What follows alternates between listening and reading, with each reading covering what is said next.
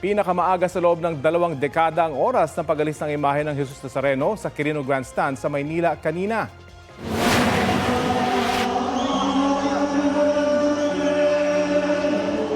Alas 4 ng umaga, umandar ang andas, sabi ng Quiapo Church Command Post.